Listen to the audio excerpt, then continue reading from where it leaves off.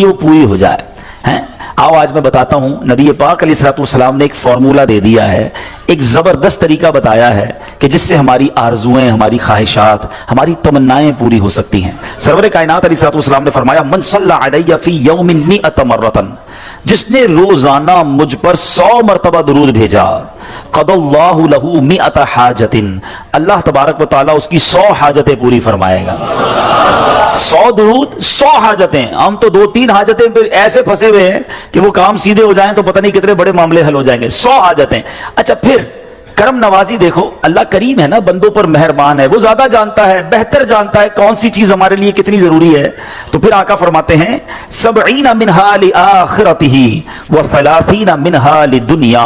आका फरमाते हैं उनमें 70 आखिरत की और 30 दुनिया की हाजात होंगी। दुनिया में 30 हाजतें पूरी हो जाएंगी और आखिरत की 70 हाजतें पूरी होंगी। और करना क्या है, मेहनत क्या करनी है, कोशिश क्या करनी है, सिर्फ 100 बार दुरूद पाक पढ़ने वाले को यह अजर मिलता है। तो है मेरे पीछे इस्लामी भाइयों, चलते फिरते उठते बैठते आजकल सोशल मीडिया पे घंटों हमारे वक्त गुजर रहे हैं, उससे बचिए और दुरूद पाक अपनी जबान पर जारी रखिए। फिर देखें इंशाअल्लाह। बल्कि मैं सच बताऊं, अगर कोई ऐसा मेरा भाई बैठा है ना जो परेशान है, बीमार है, कर्जे में डूबा हुआ है, किसी डिफिकल्टी में है, घर में प्रॉब्लम है, तबीयत ठीक नहीं है, आप यकीन करें, आप दुरूद पाक का वजीफा शुरू कर दें और पढ़ते रहें। बस आप अपनी आंखों के सामने देखेंगे कि चीजें आसान होना शुरू हो गई हैं, तबीयत बेहतर होना शुरू हो गई है, बोझ हल्का होना शुरू हो गया है, टेंशन फारिग होना शुरू हो गया है। मसला यही तो है कि प्रॉब्लम में, मुश्किल में हम सबको याद करते हैं, सबके पास जाते हैं, नहीं पुकारते तो अपने रब को नहीं पुकारते, अल्लाह के हबीब अलैहिस्सलाम पर दुरूद नहीं पढ़ते। तो अपनी आदत बनाएं और दुरूद पाक तो कब कब किस किस को काम आया है। अगर मैं ये कहूं ना कि मेरी और आपकी दुनिया में आमद का एक सबब भी हम सब की जो तख्लीक हुई है, हमारे जद्दे अमजद कौन है, हम किसकी औलाद हैं, हजरत आदम अलैहिस्सलाम की। अच्छा माशाल्लाह, हजरत आदम यानी हमारी अम्मी हुजूर फिर कौन हुई, बीबी हव्वा। माशाल्लाह, इतना तो पता है ना। हजरत आदम और बीबी हव्वा का रिश्ता कैसे हुआ आपको पता है, ये निकाह कैसे हुआ, ये रिश्ता हुआ, ये जोड़ा बना तो ये सिलसिला बनी आदम शुरू हुआ ना, औलाद शुरू हुई और बढ़ते बढ़ते बढ़ते आज हम सारे दुनिया में आ गए। हमें आदमी कहा क्यों जाता है, हम हजरत आदम अलैहिस्सलाम की औलाद है ना। अब आओ बताता हूं, ये पहला निकाह, ये पहला रिश्ता, ये पहला जो जोड़ा बना वो कैसे बना, सुभान अल्लाह। अब इसके बारे में ये आता है कि जब अल्लामा नबहानी रहमतुल्लाह तआला नकल करते हैं कि जब अल्लाह अज़्ज़ा वजल ने हजरत आदम अलैहिस्सलाम को पैदा किया, उन्होंने आंखें खोली तो अर्श पर इसमें मोहम्मद सल्लल्लाहु अलैहि वसल्लम लिखा हुआ देखा। हजरत आदम के दुनिया में आने से पहले ही मेरे आका का चर्चा है, नबी पाक का नाम अर्श पर लिखा हुआ है। अब अर्श की, ऐ मेरे रब, क्या मुझसे बढ़कर भी तेरी बारगाह में कोई इज्जत वाला है, मुअज़्ज़ज़ है? हज़रत आदम अल्लाह से पूछ रहे। इरशाद फरमाया, हाँ, ये नाम तेरी औलाद में से एक नबी अलैहिस्सलातु वस्सलाम का है जो तुझसे बढ़कर मेरे यहां मुअज़्ज़ज़ है। हजरत आदम से कहा जा रहा है कि तुझसे बढ़कर मेरे यहां मुअज़्ज़ज़ हैं। अगर वो ना होते तो मैं न आसमानों को पैदा करता, न जमीन को, न जन्नत को, न जहन्नम को। फिर जब अल्लाह अज़्ज़ा वजल ने उनकी पसली से हजरत हव्वा रज़ियल्लाहु ताला अन्हा को पैदा किया तो आदम अलैहिस्सलाम ने उन्हें देखा, ऐसी मखलूक कि जिसके मुशाबे कोई और मखलूक ना थी। अल्लाह अज़्ज़ा वजल ने हजरत आदम अलैहिस्सलाम में ख्वाहिश भी पैदा की। तो उन्होंने अर्ज़ की, इलाही ये कौन है? फरमाया, हव्वा रज़ियल्लाहु ताला अन्हा। अर्ज़ की, मौला मेरे साथ जोड़ा बन जाए। इरशाद हुआ, तुम इसका मेहर अदा करो। अर्ज़ की, मौला मेहर क्या है? इरशाद फरमाया, उस नाम वाले पर 10 मरतबा दुरूद भेजना है। जिसका नाम अर्श पे देखा है ना, उसके नाम पर 10 बार उस नाम वाले पर दुरूद भेजो।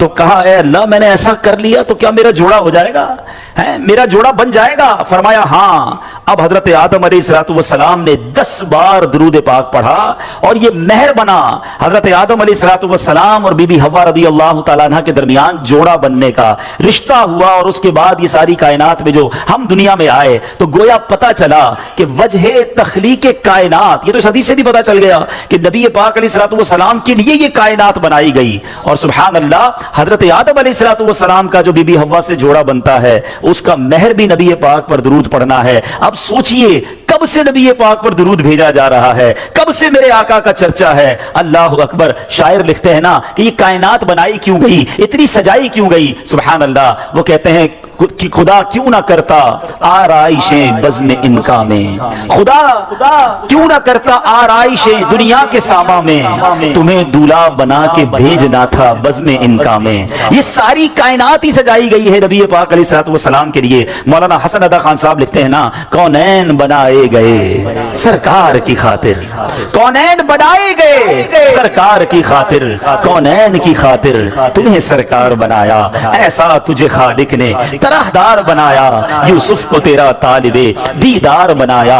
हजरत आदम अलैहिस्सलाम ने जब ये सवाल किया होगा, जरा इमेजिन करें कि या अल्लाह मुझसे बढ़कर भी कोई तेरे यहाँ इज्जत वाला है, तो बताया क्या गया है, तेरी औलाद में आना तेरे बाद बज़ाहिर है, मगर तुझसे भी ज्यादा इज्जत वाला है। सैयद आला हजरत इमाम अहले सुन्नत बड़ा प्यारा शेर लिखते हैं कि जब से हजरत आदम अलैहिस्सलाम को ये पता चला कि मेरी औलाद में कोई ऐसी शख्सियत ने भी आना है जो रब के यहाँ इतना मकबूल है, तो उसकी याद में हजरत आदम अलैहिस्सलाम गोया गुम रहा करते। सुभान अल्लाह। सैयद आला हजरत लिखते हैं कि हजरत आदम अलैहिस्सलाम क्या कहा करते कि जाहिर में मेरे फूल हैं, हकीकत में मेरी असल।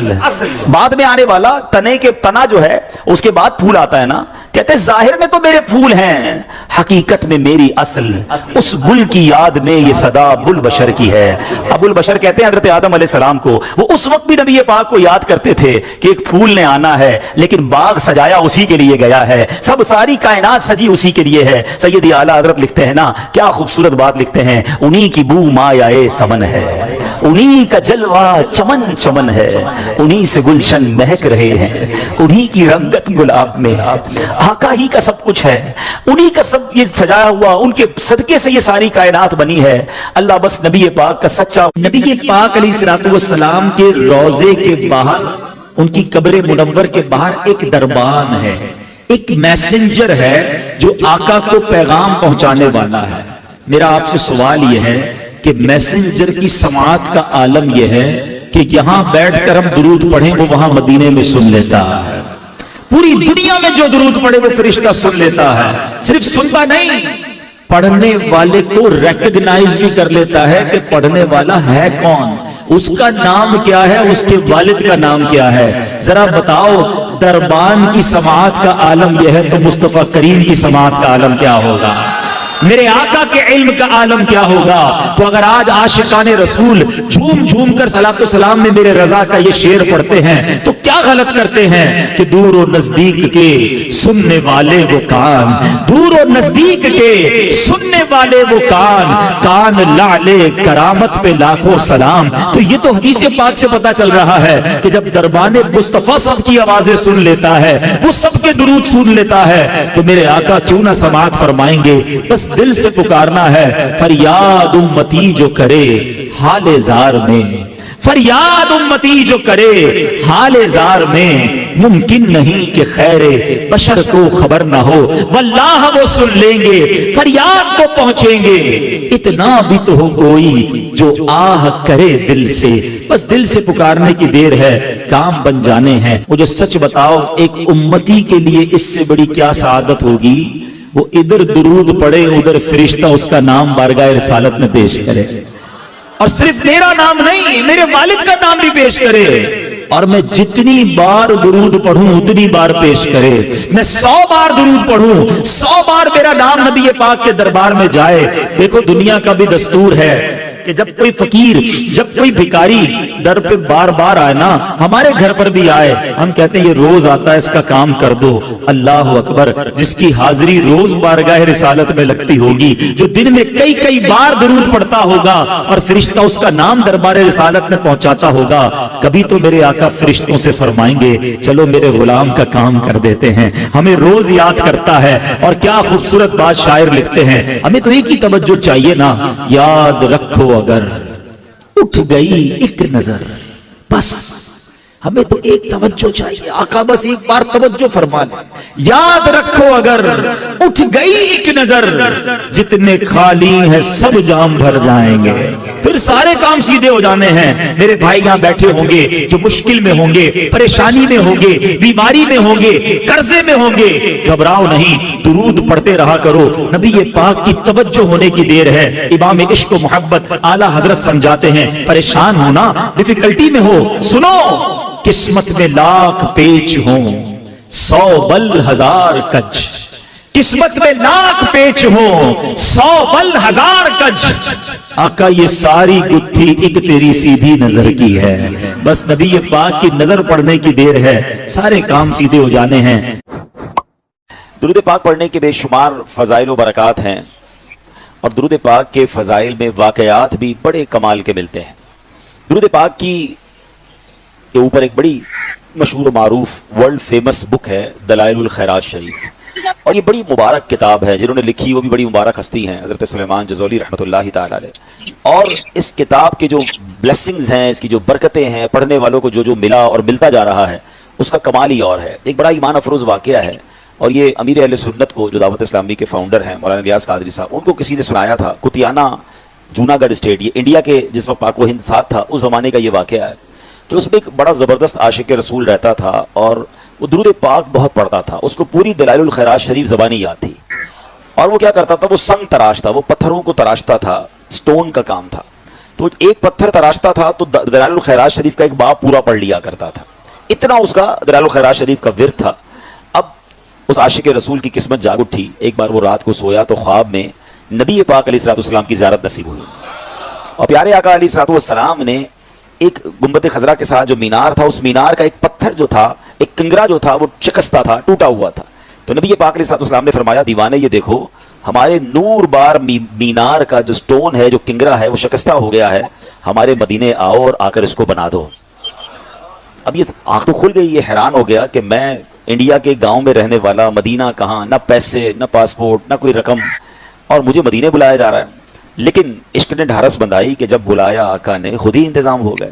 اس زمانے میں پانی کے جہاز جایا کرتے تھے، شپ جایا کرتے تھے، تو وہ شخص جو ہے وہ اپنا سامان اٹھایا اور پور بندر کی بندرگاہ تھی جہاں سے جہاز جاتے تھے، تو وہ بندرگاہ پہنچ گیا۔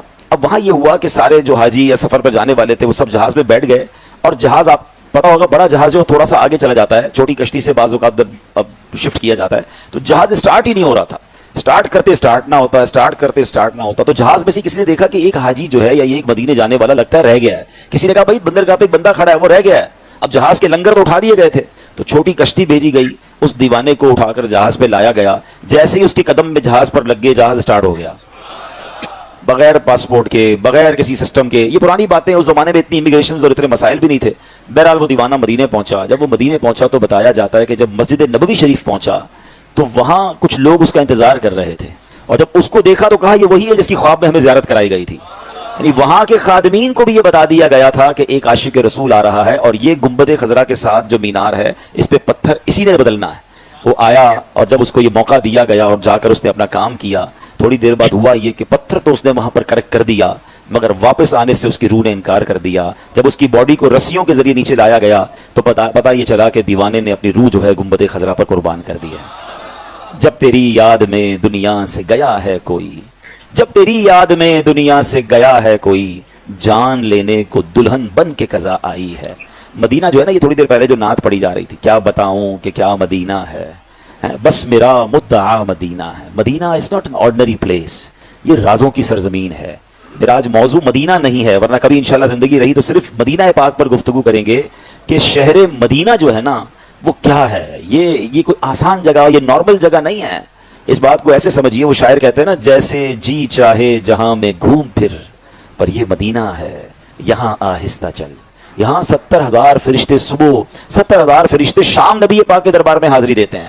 نبی پاک کے روزے پر حاضری کے ساتھ ساتھ مدینہ وہ ہے جس کے راستوں پر فرشتے پہرا دیتے ہیں۔ سوچئے تو صحیح نا کہ کیسا شہر ہے، کس طرح پاؤں رکھے یا صاحب بصیرت، آنکھیں بچھی ہوئی ہیں ہر جا تیری گلی میں۔ کون کس روپ میں آیا ہے، کون کس انداز میں آیا ہے، کون کیسے بلایا گیا ہے، آپ نے بھی دیکھا ہو۔